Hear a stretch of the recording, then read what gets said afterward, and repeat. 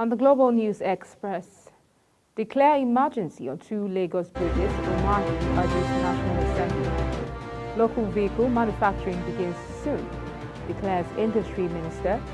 U.S. to restrict visas for multiple Hong Kong officials. And in sport, Omoridion's market value rises to 40 million euros. Hello and welcome to all our viewers in Nigeria and around the world to News Express and Global Television. We are live in the nation's capital, Abuja. I am Queen Agaba. In commemoration of President Tinubu's 72nd birthday, Office of the Senior Special Assistant to the President on Special Needs and Equal Opportunities, in collaboration with Queen Adenike Tejuosho Foundation, has distributed palliatives in food form to some less privileged children and persons with disabilities in the Federal Capital Territory, Abuja. Fauzia Lukman has details. On the special occasion of the 72nd birthday of President Bola Ahmed Tinubu and his first as the President of the Federal Republic of Nigeria, persons with disabilities under the leadership of Senior Special Advisor to the President on Special Needs and Equal Opportunities, Honorable Mohammed Abba Isa, in collaboration with the Queen Adenike Tejuosho Foundation, gathered in Unity Fountain of Abuja to share and receive food palliatives. The Senior Special Advisor to the President on Special Needs and Equal Opportunities, represented by Director of Media and Communications, Lanre Oyedele, thanked Mr. President for his dedication to promoting and ensuring accessibility, advocating for the rights of persons with disabilities. Under his visionary leadership, we have witnessed remarkable strides in advocating for the rights of persons with disabilities and creating an environment where every individual can thrive regardless of circumstances.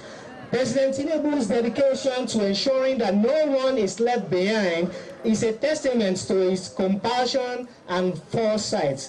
Expressing concerns over the recent discrimination in KFC and the immediate action taken due to the disability regulations, the Executive Secretary, National Commission for Persons with Disabilities, Dr. James Lalu, thanked the President while congratulating him on his birthday. We have already dispatched an invitation to the management of KFC to appear for investigation.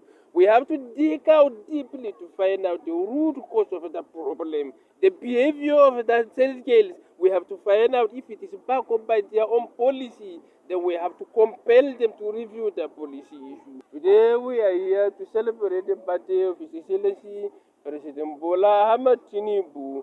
I rush to come here to come and join my family, the disability community, because that is where I'm coming from. Beneficiaries of the food palliative expressed gratitude to the donors as well as congratulating Mr. President. I am really happy for the President in the aspect of including persons with disability. Like myself, for the first time of being interviewed as in coming out in the midst of people, I think it's a privilege.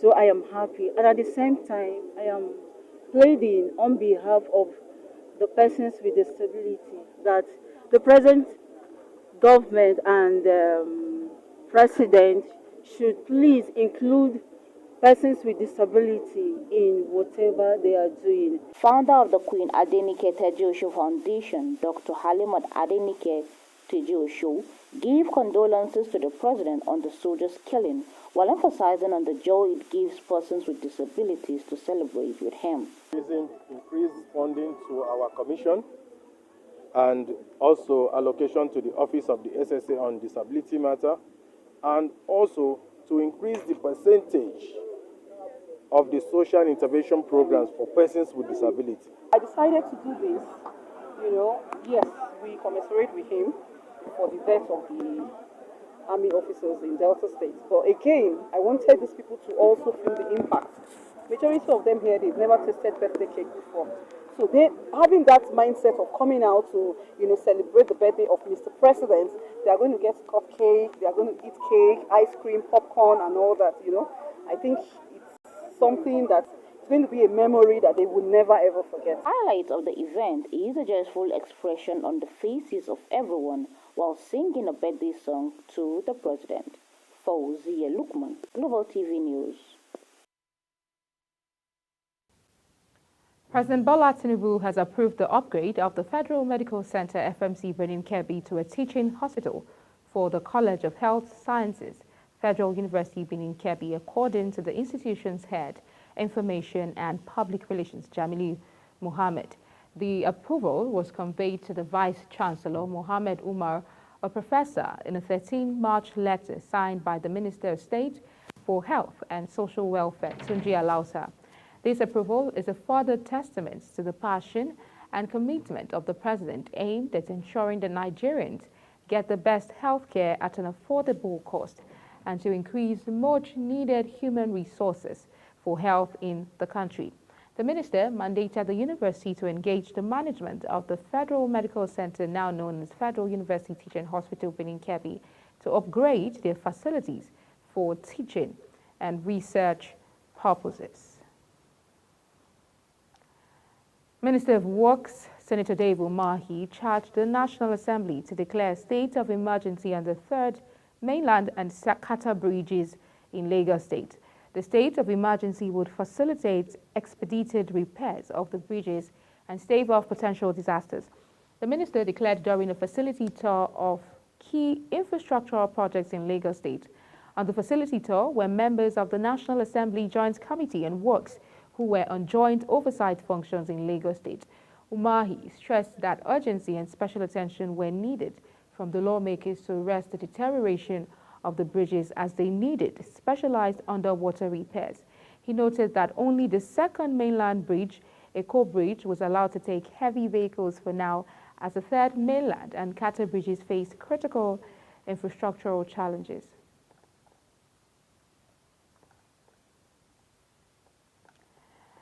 Moving on, the Nigerian Security and Civil Defense Corps, Kano State Command, has deployed 1,384 operatives across churches as well as strategic locations. This development is meant to ensure peaceful and hitch-free Good Friday and Easter Monday festivities across the state. This is contained in a statement by the command's Public Relations Officer, SC Ibrahim Abdullahi. According to him, the personnel were drawn from the various departments of the command to complement the effort of those at the divisional offices in providing adequate security during and after the Easter celebrations. The department includes Operations Department, Critical National Assets Protection Department, Armed Squad, and Anti-Vandalism units. As part of activities to mark the holy month of Ramadan, Al-Habibiyya Islamic Society has opened its food bank to help ease breaking of fast for Muslims in the nation's capital, Abuja.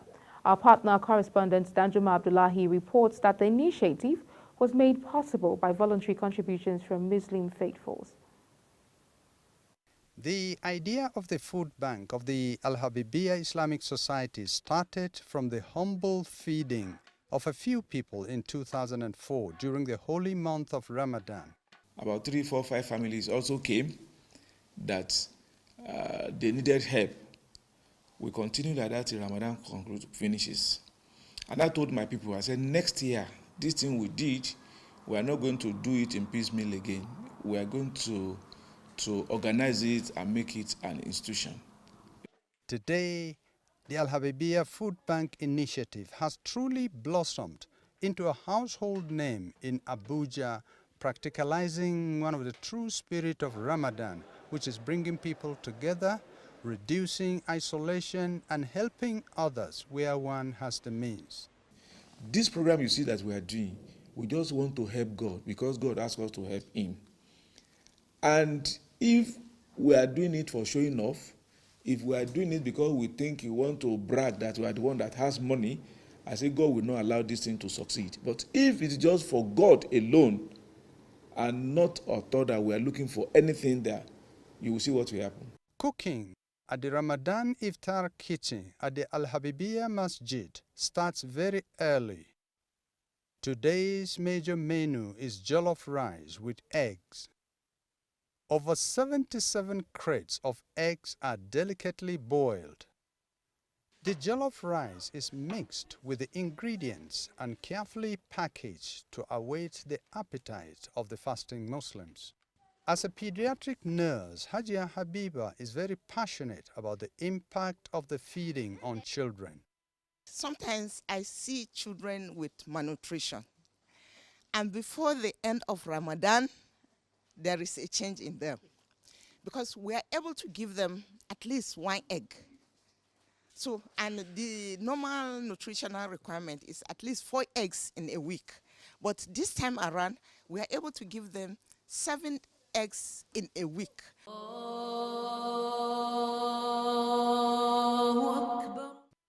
Before and during the call to prayers, which signifies the time for the breaking of the fast, many Muslims in need continue to troop into the mosque. They receive water, dates for immediate breakfast. After the Maghrib prayers, everyone receives a takeaway package. The process is systematic, orderly, and efficient. The number of people we fed, about 2,500, 2,400, in less than 15 to 30 minutes, they are taken care of. It does not remain anybody. There's no struggling, there's no any rowdiness anywhere because of experience, because of expertise, because of the sacrifice, because of the dedication, and because of the sincerity of the managers of the program. This year, the Al-Habibiyya Food Bank and Feeding Program has come with different dimensions of challenges because of the dicey economic situation in the country. The number of people that are giving us something has reduced compared to the number that gave us last year. One, the number of people that want to eat, they are now more than the number of people that ate last year because so many people have gone poor. And thirdly, the prices of things as at last year has almost tripled to the number of prices that we get this year. So you can see the 3 challenges which we are facing, 3-dimensional. But alhamdulillah. How feasible is it to feed thousands of people free of charge every evening for 29 or 30 days? Some people are now coming to support. Those who new people are now coming that we heard you are doing this, and some people came because of what they saw. The Al-Habibiyya Islamic Society has a hard-working and perceptive imam. This, combined with a set of dedicated and committed volunteers who put in many hours of work in order to serve humanity. You're watching the News Express, coming to you live from Nigeria's capital, Abuja. We're on Star Times, channel 276. Kindly follow us on our social media platforms using @Global TV NG and other handles now showing on your screen. When News Express returns, Nigerian economy records over 1.5 billion naira inflow. This and other stories coming right after this break. Please stay with us.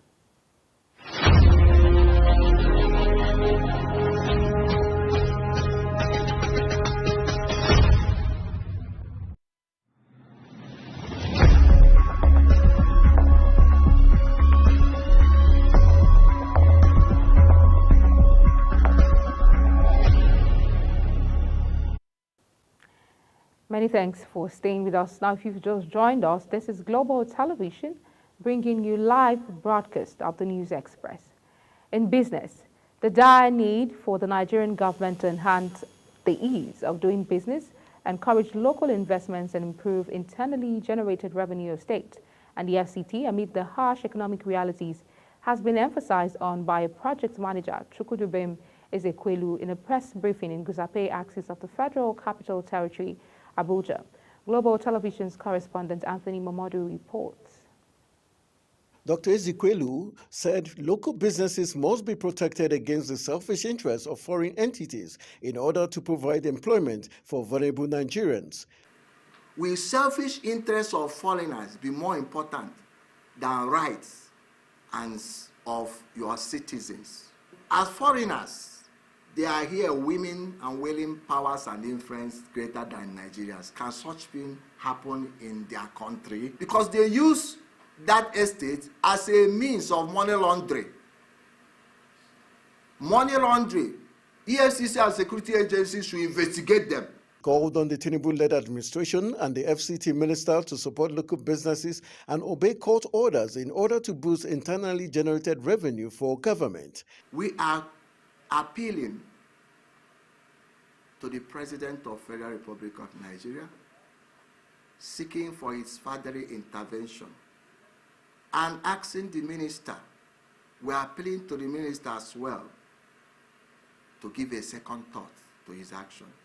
Let us go back to drawing board and resolve this issue than this fight.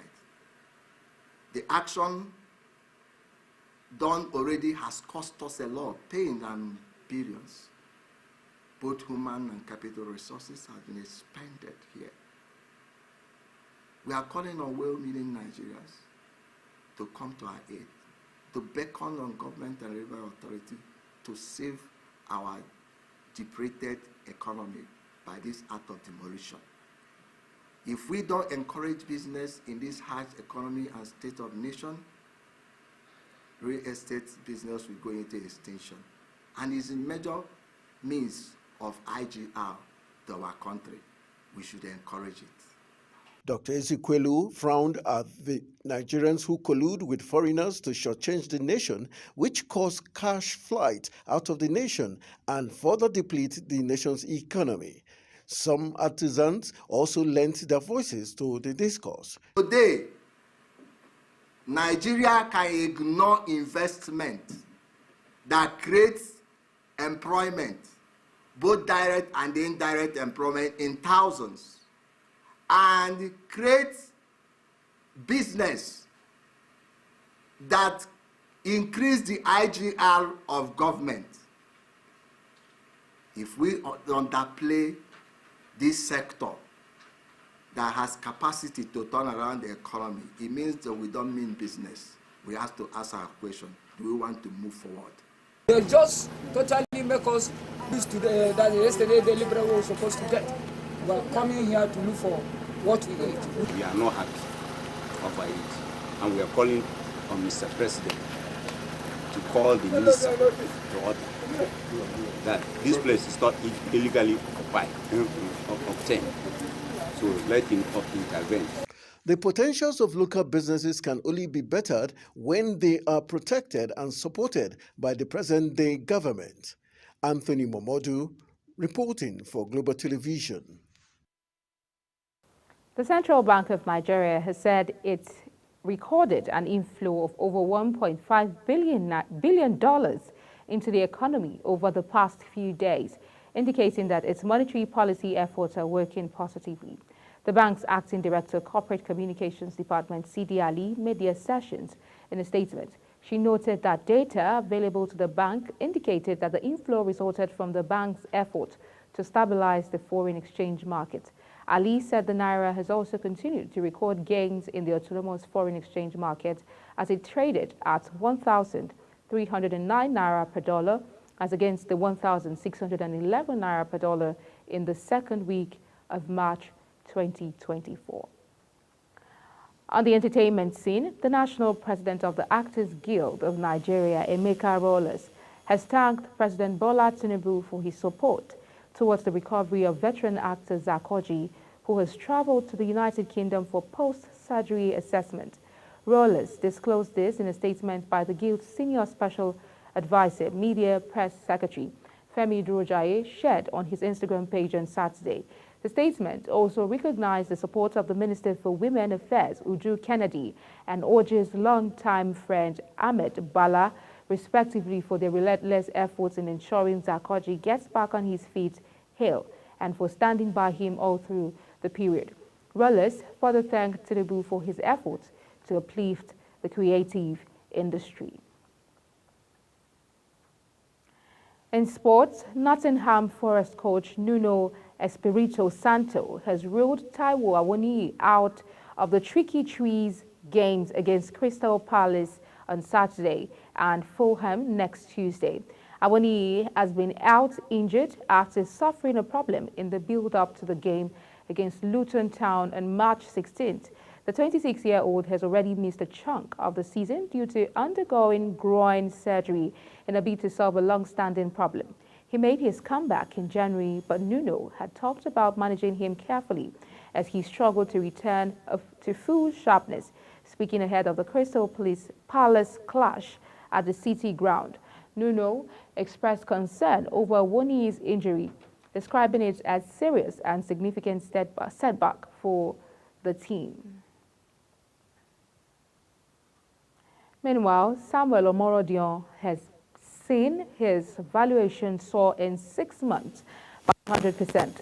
According to Transfer, the 19-year-old's market value has soared in 6 months from 400,000 euro to 40 million euro. Atletico Madrid signed the Spain under-21 striker for 6 million euros from Granada last summer, and since then, his form and market value have steadily increased. Meanwhile, Omorodion could make history when Deportivo Alaves host Real Sociedad in a La Liga game on Sunday. As we end the Global News Express, let's take a look at some of our top stories. Declare emergency on 2 Lagos bridges. Umahi urges National Assembly. Local vehicle manufacturing begins soon, declares Industry Minister. U.S. to restrict visa for multiple Hong Kong officials. And in sports, Omorodion's market value rises to 40 million euros. That's it on the News Express, and it came to you live from Nigeria's capital, Abuja. We're on Star Times, channel 276. Kindly follow us on all social media platforms using @GlobalTVNG and other handles now shown on your screen. I'm Queen Agaba. Thank you for watching. See you again.